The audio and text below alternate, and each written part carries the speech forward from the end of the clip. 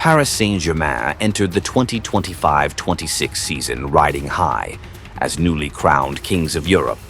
Their long-awaited first UEFA Champions League title, wrapped inside a historic treble, secured their ticket to the FIFA Club World Cup. With a high-octane pressing game, a clear tactical identity under Luis Enrique, and a squad no longer reliant on superstar power, PSG looked like a team that had finally figured it all out. But football has a funny way of reminding you, nothing is ever truly finished. In the grand setting of the MetLife Stadium, PSG were handed a brutal 3-0 defeat by Chelsea in the Club World Cup final. It wasn't just a loss, it was a wake-up call. On that day in the United States, PSG were outplayed in every department, tactically, physically, mentally. Enrique's finely tuned machine was jammed. They were squeezed out of the middle, locked down on the flanks, and overwhelmed by Chelsea's relentless reverse pressing. The message was loud and clear. PSG are not invincible. All it takes is an opponent with enough stamina, enough intensity, and a tactical plan built on discipline and pressure. The loss doesn't undo everything they built, but it does raise the bar for what comes next. PSG played over 60 matches last season across domestic competitions, the Champions League, and the Club World Cup. Even the deepest squads in Europe would feel the weight of such a schedule. Luis Enrique, the mastermind of PSG's transformation into a modern, organized, high-intensity pressing side, now finds himself facing the toughest challenge of all: sustainability. The physical edge that allowed them to overcome Inter, Barcelona, and Manchester City last season is no longer guaranteed. The team spirit remains strong, the squad largely intact, but the illusion of invincibility has been shattered. This isn't a crisis, but it is a turning point. The loss has opened a new chapter of scrutiny. Enrique's system needs tactical refinement, especially when facing teams that press PSG with the same intensity they once inflicted on others. And with the new League One season beginning just weeks after their Club World Cup heartbreak, there's barely any time to regroup. The biggest challenge isn't winning anymore. It's proving they can stay on top, while the rest of the world is coming for the throne. PSG head into the new campaign with much of the squad that conquered Europe, and that's both a strength and a potential concern. The core that delivered the treble remains, but questions linger about depth, durability, and long-term consistency. Luis Enrique has sculpted a very different kind of PSG, structured, intense, relentless. The spine remains solid. João Neves, Vitinha, Fabian Ruiz, Kvicha Kvaratskhelia, and Ousmane Dembélé. Add to that the returns from injury of Nuno Mendes, Achraf Hakimi, Willian Pacho, and Marquinhos, and the 4-3-3 system looks more fluid and dynamic than ever. But trouble brews elsewhere, starting between the posts. Gianluigi Donnarumma, the undisputed number one, is now at a contract crossroads. With no extension agreed and rumors swirling about a possible exit, PSG may find themselves scrambling for a replacement. And that's not the kind of uncertainty you want when the season's already underway. Meanwhile, several squad players, Lee Kang-in, Marco Asensio, Randall Kolo Muani, seem out of sync with Enrique's philosophy. They're on the list to be sold or offloaded, which could leave PSG dangerously thin during the intense stretches of the campaign, especially with the Super Cup and League One kicking off in quick succession. In midfield, Vitinha remains the heartbeat of Enrique's system, but after logging nearly 60 matches last season, he'll need support. Young talents like Warren Zaire-Emery and Désiré Doué are promising, but they're not miracle workers. If PSG want to avoid another late-season burnout, they need another elite midfielder to share the load. Still, PSG possess one of the most tactically complete squads in Europe. If they can stay fit and focused, they have the tools to win everything again. But if depth isn't addressed and contingency plans aren't made, this same squad, treble winners or not, could find itself exposed in a season that could stretch to 65 matches. While the transfer market buzzes elsewhere, PSG have moved in near silence. But make no mistake, there's a clear strategy unfolding in Paris. It's not just about names and numbers, it's about philosophy. And even though Luis Enrique hasn't said much this summer, his actions are speaking volumes. The club's reported willingness to pay 40 million euros for Lille's Lucas Chevalier while preparing to part ways with Gianluigi Donnarumma isn't just a transfer move. It's a statement of intent. Enrique is reshaping PSG into a machine, younger, leaner, faster, and unshackled from superstar egos. Donnarumma may be a world-class goalkeeper, but he doesn't fully fit the mold Enrique is building. A team that presses high, plays out from the back, and thrives on constant intensity. Chevalier, despite his youth and limited top-level experience, ticks the boxes: agile, daring, and tailor-made for the modern game. At the same time, PSG are closing in on the signing of center-back Ilya Zabarny from Bournemouth in a deal worth up to 63 million euros, another major move to strengthen their backline.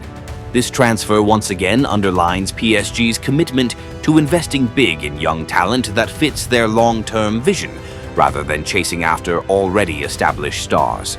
Even club president Nasser Al-Khelaifi once admitted that Enrique's vision is centered on a squad full of 21 and 22-year-olds who run relentlessly and fight for the badge, not 28-year-old divas with individual demands.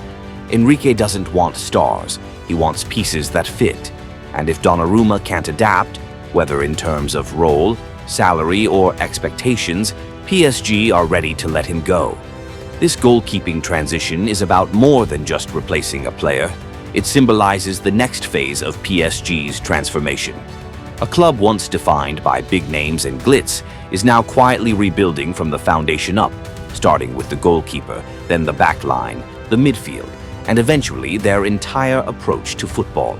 Enrique doesn't need to shout. Every calculated move he makes is reshaping PSG into something less flashy, but perhaps far more dangerous. And yet, all is not calm beneath the surface. Luis Enrique, known for his strong personality and composed demeanor, cracked in the aftermath of PSG's 3-0 defeat to Chelsea in the FIFA Club World Cup final. Just seconds after the final whistle, he lost control. Cameras captured him in a heated altercation on the touchline, where he appeared to slap João Pedro. A moment of raw emotion that stunned onlookers. It wasn't just a tantrum, it was a glimpse into the enormous pressure now pressing down on him. Enrique didn't just lose a match, he lost it in a way that exposed his system, his structure, his identity. And suddenly the whispers began. Was PSG's dominance just a fleeting moment? Has Enrique's tactical vision already reached its ceiling? The football Enrique demands is modern, complex, and physically unforgiving. His PSG is defined by intense high-pressing, fluid positional play, and collective discipline. One of the team's trademarks is their immediate pressing reaction after losing the ball, a 5 to 7 second window in which they swarm the opposition, attempting to win it back before any counterattack can form. It's a suffocating dead zone that opponents struggle to escape. Tactically, PSG line up in a 4-3-3, but during possession they quickly morph into a 3-2-5. One fullback, often Achraf Hakimi, tucks inside to operate as a defensive midfielder, while the opposite wing, usually Nuno Mendes or William Pacho, stays wide to stretch the pitch. This dynamic structure allows PSG to dominate width, form attacking triangles on the flanks, and overload defensive lines with coordinated movement. One of the key tactical elements of PSG's evolution has been the repositioning of Ousmane Dembélé. No longer shackled to the wing, Dembélé has been transformed into a dynamic false nine, drifting, pressing from the front, scoring goals, and linking play. Last season, he bagged over 30 goals, becoming the focal point of PSG's attack. It was a clear shift. PSG now operate as a collective system, not a team orbiting around a singular superstar like Kylian Mbappé in the past. This is no longer about moments of individual brilliance. It's about relentless cohesion. With superb positional fluidity and the stamina to maintain high intensity for 90 minutes, PSG have become a machine in the truest sense. Not a scattered galaxy of stars, but a finely tuned, well-drilled unit capable of overwhelming opponents with both brains and brawn. As the 2025-26 season begins, PSG possess what is arguably the most balanced and complete squad since Luis Enrique took charge. With Mbappe's departure now fully in the rear-view mirror, the Spanish manager doubled down on his footballing vision. And the result has been nothing short of revolutionary. Dembélé's move into the center wasn't just bold, it was brilliant.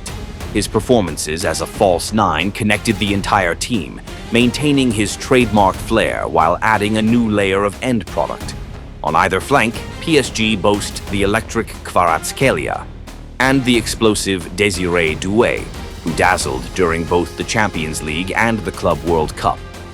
In midfield, Vitinha continues to dictate tempo, flanked by João Neves and Fabian Ruiz, both of whom bring relentless energy and composure under pressure. Behind them, a back four of Hakimi, Marquinhos, Pacho, and Nuno Mendes provides both stability and speed. Between the posts, it's a two-way battle, the experienced Donnarumma versus the hungry modern Chevalier. It's a squad with few weaknesses, and under Enrique's guidance, it's not chasing glamour anymore. It's chasing greatness with purpose, structure, and belief. There's no need for major changes when the core of your squad has just conquered Europe. PSG's evolution isn't about chaos, it's about control. Any shakeups, if they come, will likely be limited to the bench, not the spine.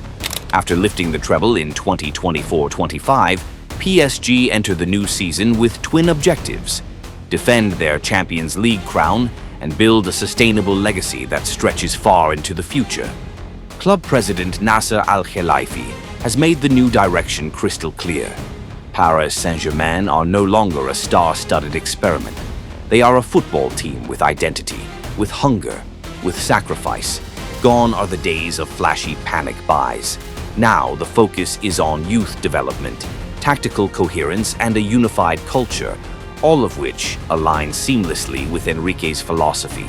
Speaking to the media, Al-Khelaifi said it best: "We don't just want to win today or tomorrow. We want to stay at the top for years to come." That's not just a mission statement, it's a roadmap, and PSG are sticking to it, even after the Club World Cup heartbreak. No emotional overreactions, no transfer window splurges, just quiet, calculated belief in the system they've built. The ambition is clear: defend the Champions League, make another deep run at the FIFA Club World Cup, and continue building for the long term. One symbolic step in that direction: plans to construct a new 60,000-seat stadium aiming to reduce dependency on the city of Paris and Parc des Princes. This is not the PSG of yesterday, impulsive, chaotic, star-obsessed. This is a club that's matured. And this season, the goal isn't just silverware. It's to prove they can win their way, with structure, with depth, and with identity.